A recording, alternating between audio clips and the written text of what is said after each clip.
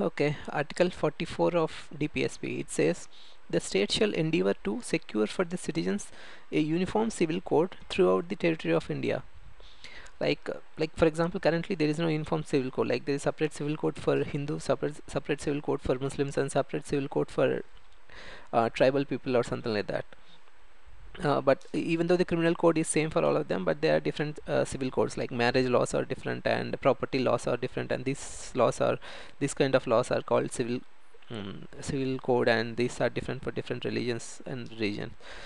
So and state should make sure that I mean at least strive so that it brings some kind of uniform civil code throughout the territory. That's what Article 44 says. Next, Article 45 says the state shall endeavour to provide within a period of 10 years from the commencement of this constitution for free and compulsory education for all the children until they complete an age of 14 years. Basically, this is some kind of right to education, which says free and compulsory education should be provided for all people uh, below 14 years, and that was initially said in the DPSP, but right now they have passed a law, and this thing has become a fundamental right. So this is an example in which a DPSP has been uh, added to fundamental right. We'll talk about that later.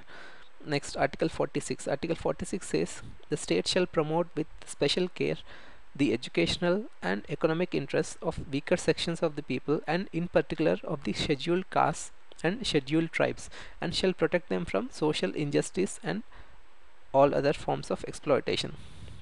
Basically, it says for people like what Gandhi used to say, Harijans and Girijans, scheduled castes and scheduled tribes.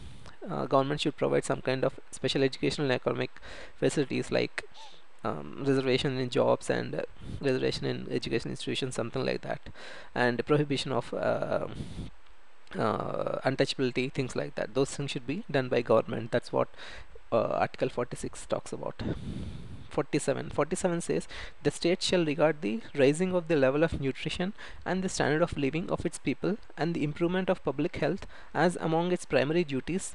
In particular, the state shall endeavor to bring about prohibition of the consumption except for the medicinal purposes of intoxicating drinks and of drugs which are injurious to health.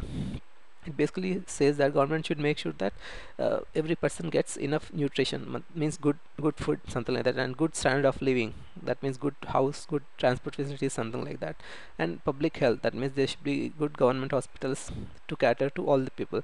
And government should also make sure that all intoxicating, at least government should strive so that all the intoxicating drinks and drugs are banned, like uh, alcohol and things like that should be banned. That's what Article 47 talks about. Next, Article 48.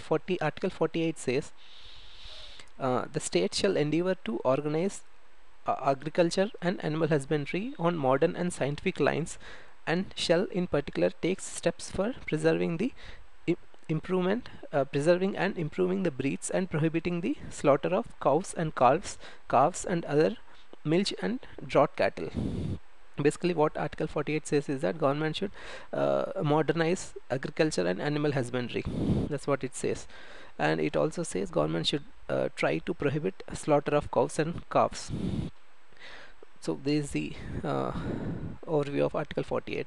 uh, like there are certain things that we have to remember, like in UPSC they might ask, like, what is the DPSP which says uh, prohibition of alcohol should be done. So we should be able to say it is Article 47. Article 47 says of prohibition of alcohol.